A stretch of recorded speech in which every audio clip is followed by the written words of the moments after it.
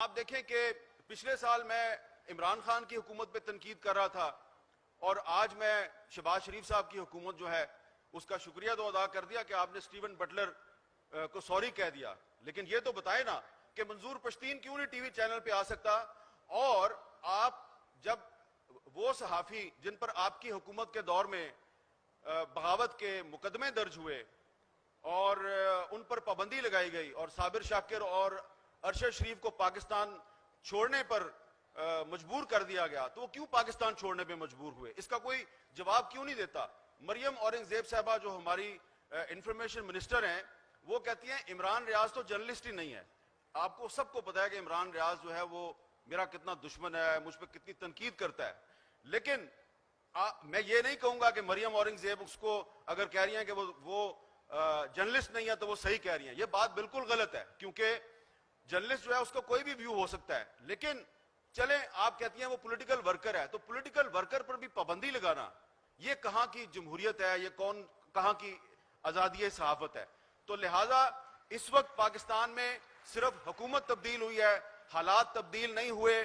پاکستان کا میڈیا عمران خان کے دور میں بھی غیر اعلانیہ سینسرشپ کا شکار تھا، پاکستان کا میڈیا شہباز شریف کے دور میں بھی غیر اعلانیہ سینسرشپ کا شکار ہے، اور اس پر آپ سب کو آواز بلند کرنی چاہیے، کیونکہ میں بار بار کہہ رہا ہوں صرف حکومت تبدیل ہوئی ہے، میڈیا کے حالات تبدیل نہیں ہوئے، یہ پارلیمنٹ کے حالات بھی تبدیل نہیں ہوئے۔ یہ دیکھیں، یہ کامران مرتضیٰ صاحب یہ سینٹ کے ممبر ہیں، یہ سپریم کورٹ بار ایسوسی ایشن کے سابق صدر ہیں، انہوں نے اور اعظم نذیر تارڑ صاحب نے مل کر ایک کوشش کی اور پارلیمنٹ کی جو کمیٹی ہے فار انفورس ڈسپیرینسز، جو لاپتہ افراد پہ کمیٹی ہے، اس کے مذاکرات کروائے جو انہوں نے کوئٹہ میں دھرنا دیا ہوا تھا، اور وہ دھرنا ختم کرایا، اور ان بیچاروں نے صرف ان کو 50 لوگوں کی ایک لسٹ دی کہ ان لوگوں کو آپ رہا بھی نہ کریں، ان کو عدالت میں بھی پیش نہ کریں، بس صرف یہ وعدہ کر لیں کہ ان کو آپ نے فیک انکاؤنٹر میں مارنا نہیں ہے۔ تو انہوں نے وہ لسٹ ان سے لی اور ان مظلوم لوگوں نے اپنا دھرنا کوئٹہ میں ختم کر دیا۔ اس کے بعد آپ جانتے ہیں کیا ہوا؟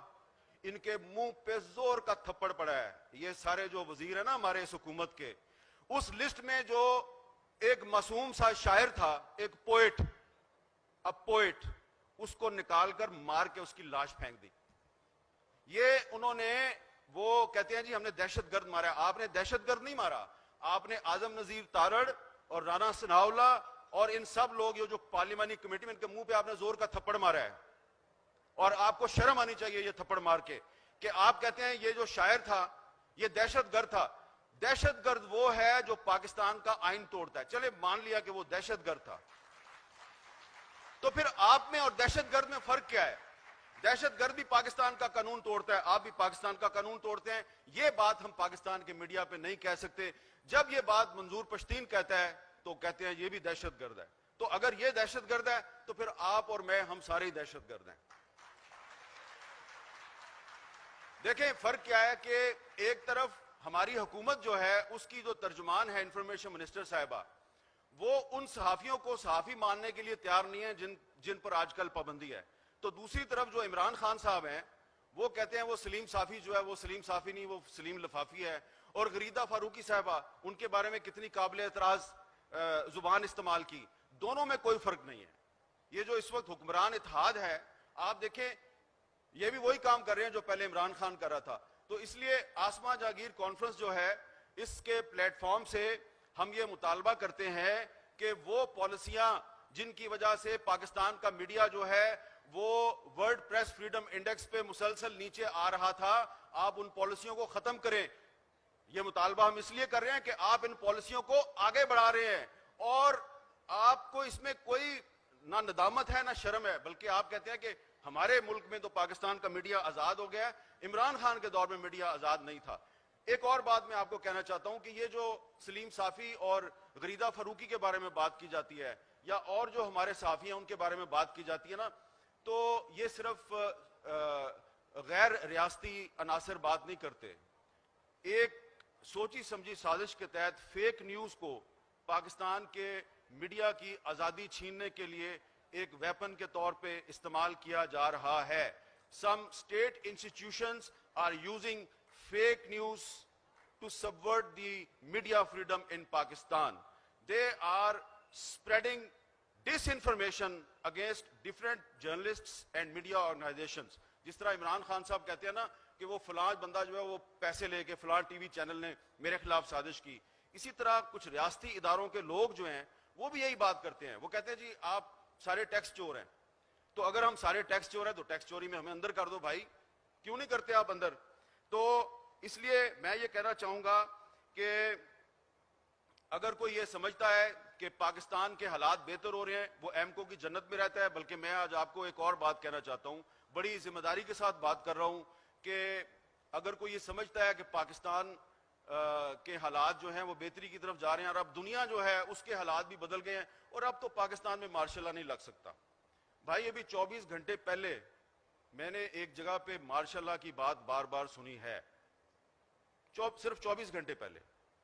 اور اگر میں سمجھتا ہوں کہ اگر آپ نے پاکستان میں دوبارہ ایسے حالات پیدا کیے سیاسی جماعتوں نے یا کسی اور نے اور مارشل لا لگ گیا تو اس سے پاکستان کو نقصان ہوگا. مارشل لا نے ہمیشہ پاکستان کو نقصان پہنچایا ہے. پاکستان جب ٹوٹا تو مارشل لا تھا. آپ کہتے ہیں کہ جو ایسٹ پاکستان میں آپ کی ڈیفیٹ تھی، ملٹری ڈیفیٹ نہیں تھی، پولیٹیکل ڈیفیٹ تھی. چلے مان لیتے ہیں پولیٹیکل ڈیفیٹ تھی. پولیٹیکل ڈیفیٹ اس لیے تھی کہ شیخ مجیب الرحمان کے خلاف پاکستان آرمی کا ایک فوجی جنرل غلام عمر جو ہے اس نے ایک سیل بنایا ہوا تھا اور وہ شیخ مجیب الرحمان کے سیاسی مخالفین میں پیسے بانٹتا تھا. جیسے بعد میں 88 میں بھی آئی جی آئی بنائی گئی اور پیسے بانٹے گئے اور اس کے بعد بھی پیسے بانٹے گئے، تو 1970 کے الیکشن میں یہ کام شروع ہوا، پولیٹیکل انٹرونشن، اور ابھی تک یہ سلسلہ چل رہا ہے. تو شکر ہے کہ 1970 میں پاکستان کا میڈیا آزاد نہیں تھا، ورنہ آج آپ نے کہنا تھا کہ وہ پاکستان جو ہے وہ انڈیا نے نہیں توڑا تھا، وہ پاکستان کے میڈیا نے توڑ دیا تھا، آپ نے یہ کہنا تھا. اور آخر میں یہ کہوں گا کہ اس وقت پاکستان میں کچھ ڈریکونین لا ہیں. Unfortunately, these draconian laws were not imposed on us by any military dictator.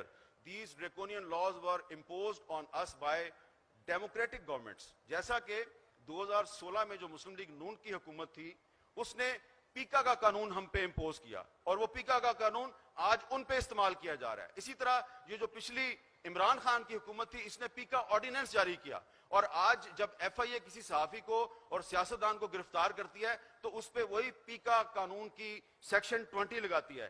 تو یہ سارے قانون جو ہے یہ ختم ہونی چاہیے، ان کے خلاف یہاں پہ ایک قرارداد منظور ہونی چاہیے اور اس قرارداد میں یہ مطالبہ کیا جانا چاہیے کہ جو پاکستان کی الیکٹڈ پارلیمنٹ ہے یہ پارلیمنٹ پاکستان کے آئین اور قانون کے تحفظ کے لیے کوئی کردار ادا کرے، صرف نوکری نہ کرے، ہاتھ باندھ کے کھڑی ہے اور جی سر کیے جا رہی ہے. اور جوڈیشری بھی جو ہے اس کو بھی کھڑا ہونے کی ضرورت ہے. اتنی ڈیوائیڈڈ جوڈیشری پاکستان کی ہسٹری میں ہم نے کبھی نہیں دیکھی. تو جب پارلیمنٹ مضبوط نہیں ہوگی، جوڈیشری ڈیوائیڈڈ ہوگی، تو میڈیا کی فریڈم کو تحفظ کہاں سے ملے گا؟ تو اس تحفظ کے لیے آپ سب کو، ہم سب کو مل کے اکٹھے ایک جدوجہد کرنی ہے.